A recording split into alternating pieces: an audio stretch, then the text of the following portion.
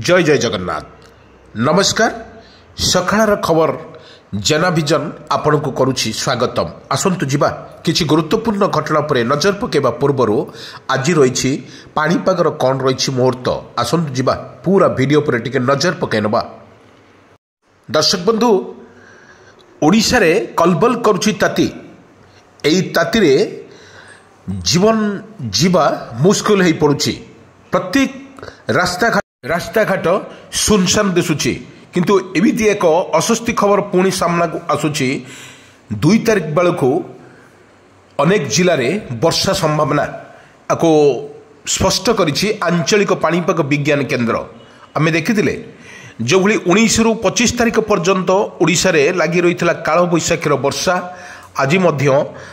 किछि दिन पुणी विरोध परे पुणी सामना को आसिला एक अपडेट खबर। जो अपडेट खबर रे वर्तमान ओडिशा रे आश्वस्ति मिलुछि एवं सेठी मध्यरु जो भली देखा जाइछि 2 रु 5 तारिख पर्यंत अनेक जिले में वर्षा संभावना घड़घड़ी बिजुली एवं पवनर बेग अधिक रहिबो बोली आकलन करिछि पाणीपाग विज्ञान केन्द्र। दर्शक बंधु आमे कहि रखुतलु ओडिशा प्रत्येक मुहूर्त रे जो भली ताती ही ताती एवं खरारे सिजुची ओडिशा प्रत्येक जिले में खरा लगातार भाव में खरा रोची एवं गरम रोची सेति मध्यरु लोकमानंकु एक मुश्किल हो पड़ुछि जीवन जीवा पाई एवं अत्यधिक गरम अत्यधिक झांझी पवन बहिबा तोते किंतु ओडिशार एक पुणी एक आश्वस्ति खबर आसीछि काल बैशाखीर भय एवं काल बैशाखीर भय सहित प्रत्येक जिले में जो भली देखा गले 7टी जिला को लेकिन वर्तमान सरकार जो भली विज्ञप्ति जारी करछंती बा सरकार जो भली आभिमुख्य कहते प्रत्येक जिला मयूरभंज केउंझर गंजाम गजपति एवं भद्रक बालेश्वर मयूरभंज यही जिला मानकरे वर्षा संभावना रही। तो जो कछि 2 रु बा आसंता काली 2 तारिख रु 5 तारिख पर्यंत मेघाच्छन्न रहिबो आकाश एवं काउलिया रहिबो एवं सबुठी वर्षा मध्य देखा मिलिबो। एई वर्षा रे लोकमानंकर जो भली आश्वस्त आसुछि जो गरम रक्षा करिवा पई जो भली वर्षा ओडिशा रे लागी रहिबो मो आपन को विजुअल माध्यम रे देखौछि। ये होछि पूर्व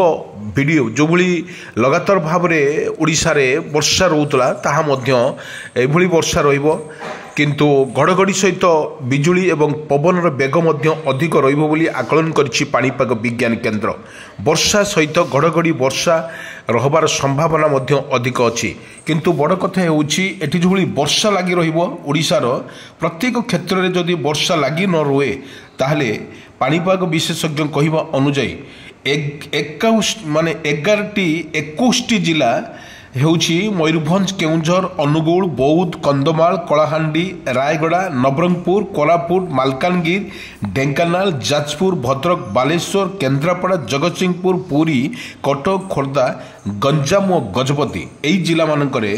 जो भली तेबे सामान्य घूर्णिबलय हो पारे तीव्रता तेबे कौन रहिबो याको प्रभाव राज्य रे पड़िबो कि नहीं ताहा मध्य स्पष्ट करुछि आंचलिक पाणीपाग विज्ञान केन्द्र। किंतु एटी बड़ कथा होछि यार प्रभाव रे ए को नहीं सूचना एवं भुवनेश्वर स्थित अंचल रे याको मध्य दि जाइछि किंतु कहिबा को गले